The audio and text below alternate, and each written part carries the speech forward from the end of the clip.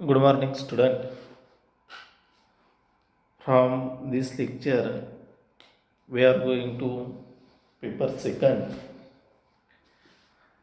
Paper code is CSST 112, and paper name is Mathematical Statistics.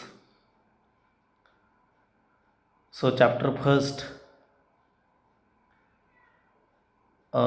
the revision of theory of probability. This chapter is also involved in BBA syllabus.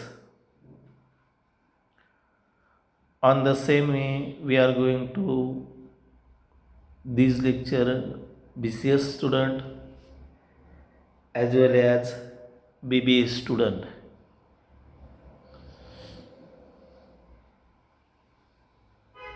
So this paper very easy to understand, but very difficult to solving problem. So we have to learn and listen carefully this paper. So chapter first, revision of theory of probability. The first unit of fundamental principle of counting. दर मोजण्याचे तत्व. And the first principle is multiplication principle.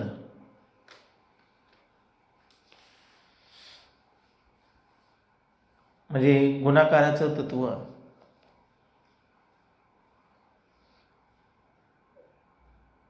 आता मी मराठीमध्ये बोलतो. Suppose आपल्याकडे 3 शहर आहेत, ABC नावाची 3 सिटी आहेत,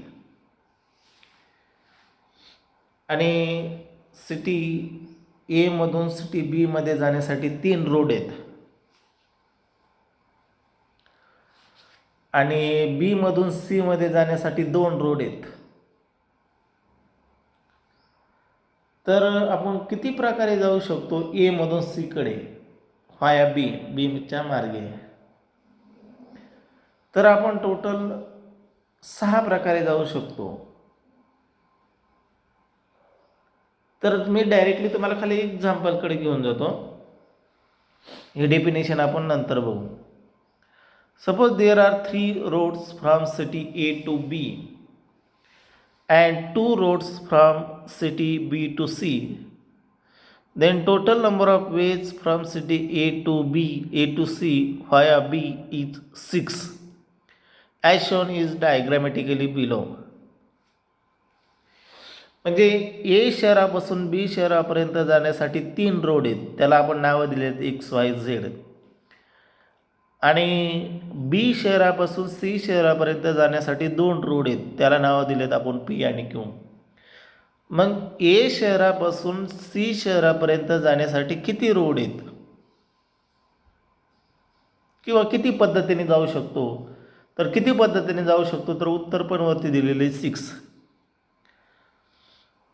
ते कोणते मार्ग आहेत? ए कडून एक्स, एक्स कडून बी, बी कडून पी आणि पी कडून सी. एक पद्धतीने A X B P C. दुसरा काय होईल? A X B Q C अशा होईल. नंतर तिसरा काय होईल? A Y B P C किंवा A Y B Q C. आणि पाचवा काय होईल? A Z B P C आणि A Z B Q C. अशा पद्धतीने हे 6 मार्ग तुमचे होऊ शकतात. मी इथं ते मार्ग पण लिहिलेले कसे जाऊ शकतात तुम्ही. तर हे टोटल 6 कसे आले? तर पहिल्या रोडचे 3 आणि दुसऱ्या रूटचे 2 म्हणजे 3 गुणिले 2 6. म्हणजे इथं काय झाला गुणाकार. मग आता डेफिनेशन पाहू मल्टिप्लिकेशन प्रिन्सिपलचे. In a certain operation can be perform in m ways. म्हणजे एक प्रकारे यम वेजने जातं. And other operation can be perform in N ways. The total number of ways in which the both operation can be performed simultaneously. म्हणजे याचा अर्थ बघा, नीट समजून घ्या. दोन्ही ऑपरेशन एकाच वेळेस घ्यायचे. एकडून बीकडे पण जायचं आणि बीकडून सीकडे पण जायचंय. आणि मग डायरेक्ट बोथ ऑपरेशन म्हणजे डायरेक्ट इकडून सीकडे होईल. Both operation can be perform simultaneously is given by M into N. म्हणजे तुम्हाला इथं दोन्ही ऑपरेशनची गरज लागत होती एका वेळेस. तुम्हाला इकडून बीकडं पण जायचं होतं आणि बीकडून सीकडं पण जायचं होतं. म्हणून तिथं तुम्हाला दोन्ही ऑपरेशन सायमल्टेनियसली लागत होते. म्हणून असं असेल तर तुम्हाला एम इंटू एन वेज. आता हा रिझल्ट तुम्हाला कंटिन्यू करता येईल. कसा कंटिन्यू करता येईल? सपोज पहिलं ऑपरेशन एम आहे, दुसरं ऑपरेशन एन आहे आणि तिसरं ऑपरेशन क्यू आहे असं धरा. मग किती पद्धतीने होईल? M N into Q. 4 असतील तर M N Q P Q असं गुणाकार वाढत जाणार पुढं. इथं 2च ऑपरेशन होते म्हणून एम इंटू एन. आता पुढचं ऑपरेशन आहे 2 नंबरचं ॲडिशन प्रिन्सिपल, बेरजेचं तत्व. In a certain operation can be perform in M ways and another operation can be perform in N ways. Then the total number of ways in which either the two operation can be performed in m plus n. म्हणजे एक operation आहे की जे m प्रकारे घेता येतं आणि दुसरं ऑपरेशन आहे की जे n प्रकारे घ्यायचे. पण आपल्याला निवडताना दोन्हीपैकी एकच घ्यायचं आहे. दोन्हीपैकी जर एकच घ्यायचं असेल तर m प्लस n आहे. गुणाकारामध्ये काय होतं? दोन्ही घ्यावा लागतात. मग गुणाकारामध्ये दोन्ही घ्यायचं असेल तर एम इंटू एन, पण दोन्हीपैकी एकच घ्यायचं असेल तर एम प्लस एन. उदाहरणार्थ सपोज तुमच्याकडे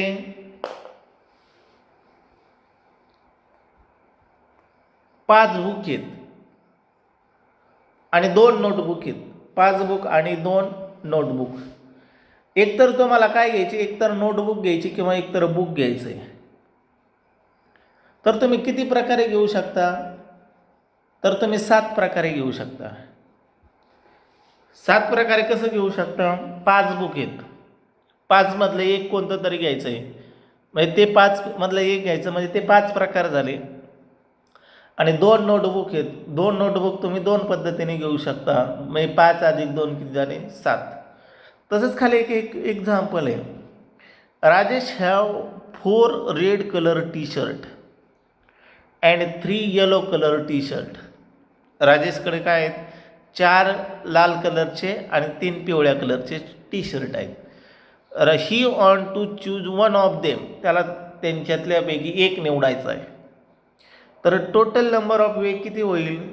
तो 4 पैकी 1 म्हणजे 4 प्रकारे आणि 3 पैकी 1 ते 3 प्रकारे. म्हणजे टोटल किती प्रकारे तो निवडू शकतो? He choose 1 T shirt in 7 ways. तो 7 प्रकारे एक टी शर्ट घेऊ शकतो. अशा प्रकारे तुमचं प्रिन्सिपल ऑफ ॲडिशन आणि प्रिन्सिपल ऑफ मल्टिप्लिकेशन. पुढं आहे डेफिनेशन.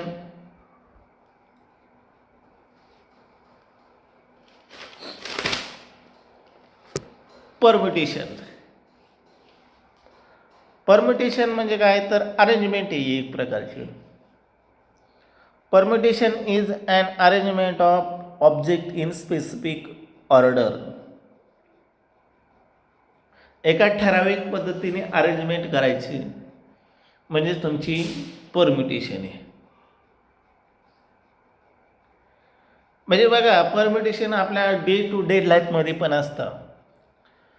आता सगळ्यांच्या घरात मांडणी आहे भांड्याची, तर ते भांड्याची मांडणीवरती बघा स्पेसिफिक ऑर्डर असतो. सगळे मोठाले डबे घेतले तर सगळे मोठाले डबे एकाच रांगेत असतात. नंतर पुढच्या रांगेत छोटाले डबे असतील.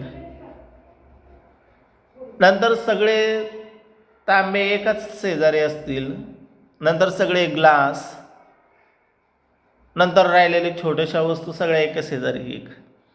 म्हणजे असं होणार नाही की ग्लास आणि मोठा डबा एका शेजारी एक मांडलेला असेल. म्हणजे तिथं काय असतो स्पेसिफिक क्रम असतो दिलेला असतो.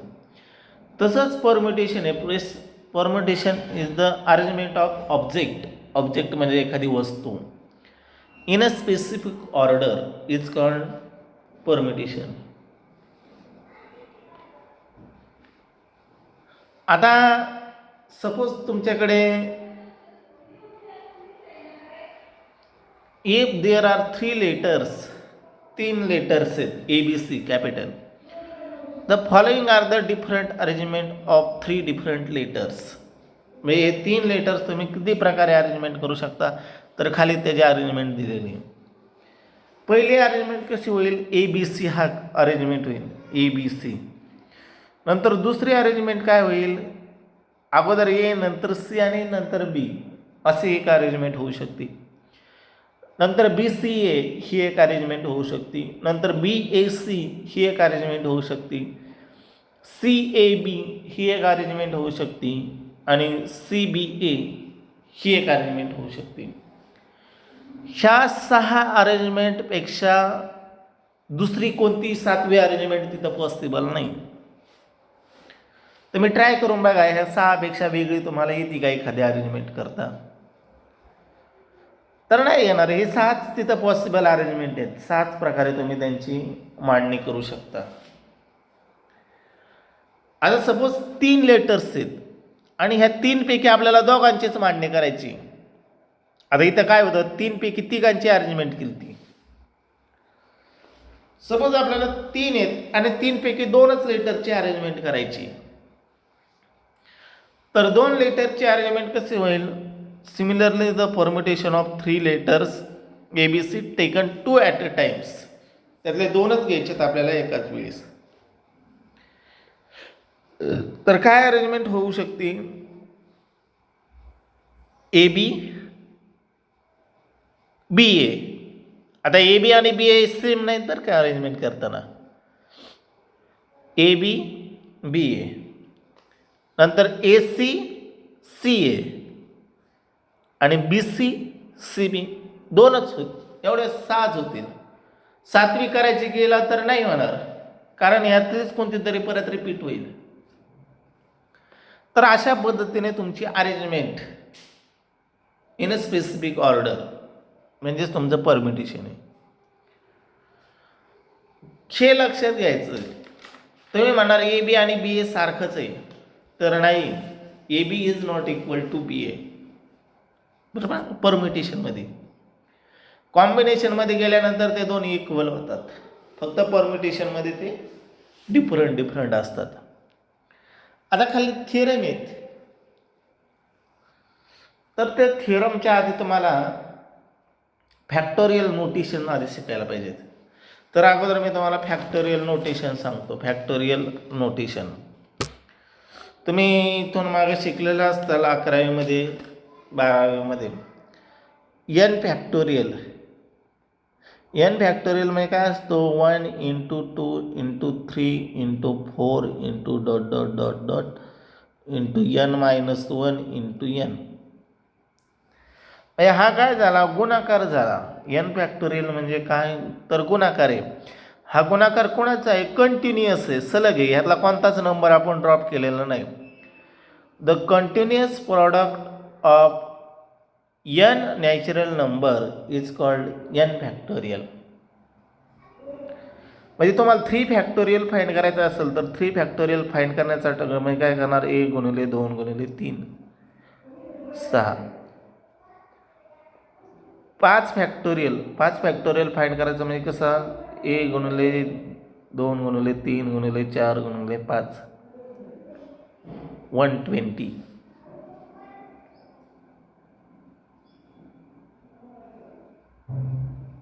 अशा पद्धतीने तुमचं. मग फॅक्टोरियल नोटेशन ची एक प्रॉपर्टी आहे. तुम्ही n फॅक्टोरियलला तुम्ही असं लिहू शकता, n into n minus 1 factorial, n into n minus 1 factorial. आणि अजून एक प्रॉपर्टी लक्षात ठेवायची, 0 फॅक्टोरियल इज इक्वल टू 1. हे दोन फॉर्म्युले तुम्हाला पुढं लागणार आहेत. त्यासाठी मी तुम्हाला इथं फॅक्टोरियल नोटेशनची रिव्हिजन घेतली. फॉर्म्युला काय लक्षात ठेवायचा, n factorial is equal to n into n minus 1 factorial आणि 0 फॅक्टोरियल इज इक्वल टू 1. तर आता आपण थेरमकडे जाऊ. थेरमचं काय आहे, permutation of distinct object. Permutation of distinct म्हणजे वेगवेगळे. Permutation of distinct object. The total number of different permutation on a n distinct object taken r at a time without repetition. हा शब्द महत्त्वाचा आहे, विदाउट रिपिटेशन. विथ रिपिटेशन असेल तर वेगळा formula आहे, आणि विदाउट रिपिटेशन असेल तर हा फॉर्म्युला आहे. Without repetition is denoted by NPR. वाचायचं कसं, NPR, and is given by the formula NPR is equal to n factorial divided by n minus r factorial. n factorial divided by n minus r factorial. तर हा तुमचा परमिटेशनचा formula आहे without repetition. आता आपण काय करू, ह्याच्यावरती एक रिमार्क आहे. इथं काय होतं, n ऑब्जेक्ट होते आणि n पैकी rच सिलेक्ट करायचे होते. जर तुम्हाला n पैकी n सिलेक्ट करायचे असतील तर म्हणजे 5 आहेत आणि 5 पैकी 5 पण सिलेक्ट करायचे आहेत. 5 पैकी 2 नाही, 5 पैकी 3 नाही, 5 पैकी 4 नाही, 5 पैकी 5 सिलेक्ट करायचे आहेत. तर आउट ऑफ सिलेक्ट करायचं असेल तर फॉर्म्युला आहे तो आपण इथं नोटमध्ये पाहणार आहे. The number of permutation of n different object taken at a time, म्हणजे सगळे एकदाच घ्यायचे आहेत. तर is given by n is equal to n factorial. आता हा n फॅक्टोरियल कसा येतो, तर इथंच मी तुम्हाला स्लाइडली समजून सांगतो थोडक्यात. NPnचा फॉर्म्युला काय होईल, NPn is equal to n factorial divided by n minus n factorial. बरोबर का, NPRच्या फॉर्म्युल्यानुसार. म्हणजे काय होणार, n factorial divided by 0 factorial. n minus n किती होईल, 0. आणि 0 फॅक्टोरियलची किंमत किती असती, 1. आणि 1ने डिवाइड केलं नाही केलं तरी काय फरक पडत नाही, म्हणजे किती शिल्लक राहिलं, n फॅक्टोरियल. तर NPn is equal to n factorial. म्हणजे n पैकी n घ्यायचे असतील तर तुम्हाला n फॅक्टोरियलने एवढी तुम्हाला तिथं घेता येतं. आता खाली आपण एक एक्झाम्पल घेतलेलं आहे. How many 3 letters word can be form using the word of the letters computer. म्हणजे 3 अंकी शब्द बनवायचा आहे, 3 अंकी शब्द बनवायचा आहे. पण कुणाच्यापासून, तर कम्प्युटर ह्या शब्दात जेवढे लेटर्स आहेत ना त्या लेटर्सपासून 3 अंकी शब्द बनवायचा. मग आपण किती पद्धतीने 3 अंकी शब्द बनवू शकतो. आता या कम्प्युटर शब्दामध्ये बघा, कम्प्युटर शब्दामध्ये प्रत्येक लेटर वेगवेगळे, कोणतंच लेटर रिपीट झालं आहे का, नाही. तर total number of letters in the word computer n, आणि n इज इक्वल टू किती, तर 8 लेटर्स आहेत कम्प्युटर शब्दामध्ये. आता आपल्याला सिलेक्ट किती करायचे आहेत, 3च करायचे आहेत. We want to select r is equal to 3 letters. मग टोटल नंबर ऑफ परमिटेशन्स किती होतील, the total number of 3 letters word is equal to 8p3. बरोबर का, 8 पैकी 3 सिलेक्ट करायचे. So formula 8 factorial divided by 3 factorial. 8 factorial divided by 5 factorial, 8 minus 3 5. आता हे calculation करायचं कसं, तुम्ही हे कॅल्सीवरती करू शकता. कसं करू शकता, आता मी तुम्हाला डेमो देते. 8 फॅक्टोरियल पाहिजे. फॅक्टोरियल हा का इथं इनवर्सचं बटन आहे ना, तिथं फॅक्टोरियल शिफ्ट दाबावं लागतं. पिवळं येलोय म्हणून शिफ्ट फॅक्टोरियल डिवायडेड बाय किती आहे 5 फॅक्टोरियल शिफ्ट फॅक्टोरियल. तर टोटल उत्तर किती येईल 336. सॉरी इथं मी 320 लिहिले, तर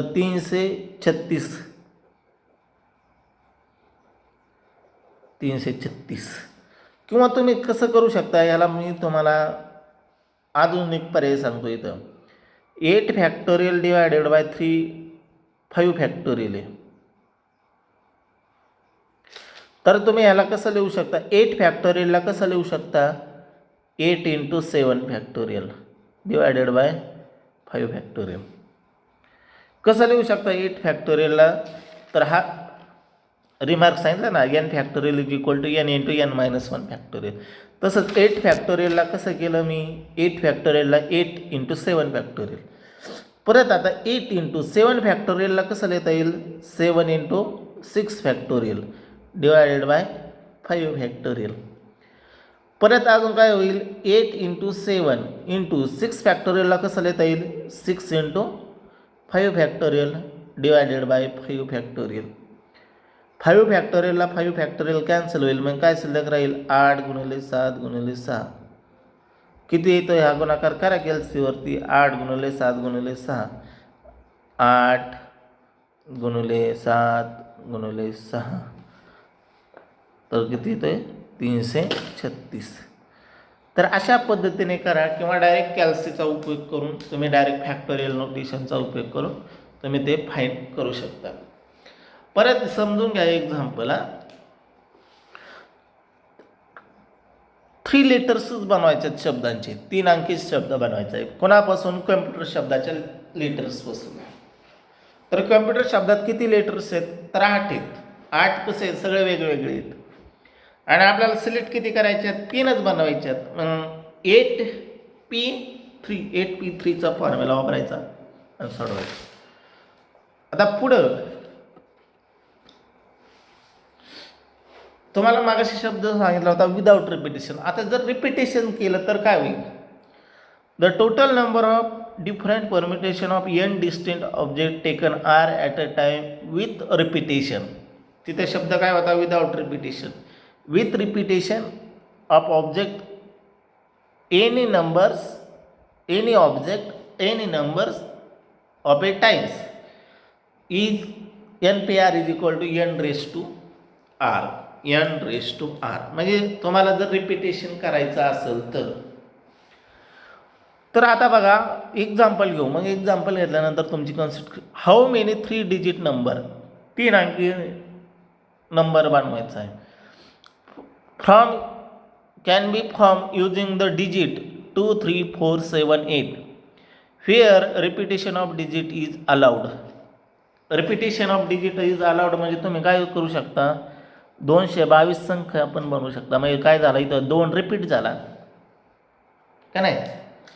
जर रिपिटेशन नसतं अलाउड तर 234 मध्ये डिजिट रिपीट झाला आहे का नाही. पण इथं तुम्ही 222 घेऊ शकता, रिपिटेशन तुम्हाला काय अलाउड आहे. मग आता इथं total number of given digit 5 आहेत. आणि हे 5 पण कसे आहेत, टोटल वेगवेगळे आहेत, 2, 3, 4, 7, 8 वेगळे. We want 3 digit number, r is equal to 3. आणि रिपिटेशन अलाउड आहे, म्हणजे NPR is equal to 5C3 is equal to n⁻r. n⁻r म्हणजे 5⁻3. 5⁻3 म्हणजे 125. तुम्ही 125 अंक बनवू शकता कोणापासून, ह्या 5 संख्यापासून. आणि रिपिटेशन अलाउड असेल तर 125 संख्या बनवू शकता.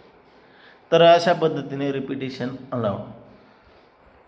पुढं अजून एक थिरम आहे, permutation of object not all different, म्हणजे सगळे डिफरंट नसतील तर. So number of permutation of n object taken all at a time when n1 object alike one type, n2 object alike second type, and so on is given by n factorial divided by n1 factorial n2 factorial dot dot dot nk factorial. म्हणजे suppose तुम्हाला ऑब्जेक्टमध्ये repeat झालेले असतील, म्हणजे इथं suppose तुम्हाला इथं हे वरचं एक्झाम्पल बघा, इथं 2 3 4 7 8 कसे सगळे वेगळे वेगळे होते. इथे सपोज 2 3 2 परत 2 असता, रिपीट झाला असता 2, तर अशा वेळेस मग काय करायचं, तर अशा वेळेस हा फॉर्म्युला वापरायचा. आता एक एक्झाम्पल घेतल्याशिवाय हे समजत नाही. How many 7 digit number can be form using the digit in the numbers 25 22 521. आता ह्या नंबरपासून आपल्याला 7 अंकी संख्या बनवायची आहे. आता ह्या नंबरमध्ये किती डिजिट येतं, 1 2 3 4 5 6 7, 7च आहेत बरं. 7 अंकी संख्यापासून आपल्याला 7 अंकीच डिजिट नंबर बनवायच्यात. पण ह्या 7 अंकीमध्ये बघा सगळे अंक सारखे नाहीत, काही रिपीट झालेले आहेत, वेगळे वेगळे नाहीत. प्रत्येक अंक रिपीट झालेला आहे, काही अंक असतील सिंगल, काही रिपीट झालेले असतील. The total number of digit in the number 5 2 5 2 2 5 2 1 is 7. बरं, 2 डिजिट रिपीट झाला आहे, 2 अंक रिपीट झाला आहे. किती वेळा रिपीट झाला आहे, 4 वेळा झाला आहे, 4 टाइम्स. आणि 5 किती रिपीट वेळा झाला आहे, 5 2 वेळा रिपीट झालेले आहेत, आणि बाकीचे सिंगल आहेत, एक हा एकदाच. So total number of permutation 7 factorial. 7 factorial म्हणजे टोटल डिवायडेड बाय रिपीट किती वेळा झाले ते लिहायचे. 2 किती 4 फॅक्टोरियल, 4 टाइम्स म्हणजे 4 फॅक्टोरियल, आणि 5 2 वेळा म्हणजे 2 factorial. 7 factorial divided bye 4 factorial into 2 factorial. Total उत्तर येतं 105. हे कॅल्सीवरती केल्यानंतर हे उत्तर येतं, त्याशिवाय उत्तर येत नाही. तर अशा पद्धतीने तुमचे हे 3 फॉर्म्युले, मी बघा हे एकदम सोपं आहे, फक्त तुम्हाला फॉर्म्युले नीट अभ्यास ह्याच्यात. तर आज इथंच आपण लेक्चर स्टॉप करणार आहेत, पण मी तुम्हाला आज 3 थिअरम सांगितले. त्या 3 थिअरमचा अभ्यास करायचा आहे किंवा फॉर्म्युले लक्षात ठेवायचं. पहिला इथं n पैकी r घ्यायच्यात विदाऊट रिपिटेशन. इथं एक रिमार्क पण येऊन गेला आहे, n पैकी n घ्यायचे असतील तर n फॅक्टोरियल, n पैकी r घ्यायचे असतील विथ रिपिटेशन. आणि इथं एक फॉर्म्युला गेलेला आहे, जर दिलेले ऑब्जेक्टच रिपीट झालेले असतील तर असे फॉर्म्युले आहेत. तर हे फॉर्म्युला अभ्यासा, आणि हे एक्झाम्पल बघा. प्रत्येक फॉर्म्युल्यावरती मी एक एक एक्झाम्पल घेतलेले आहे, ते एक्झाम्पल पण बघा. नेक्स्ट लेक्चरला आपण ह्याच्यावरती थिअरी एक्झाम्पल घेणार आहेत. ठीक आहे.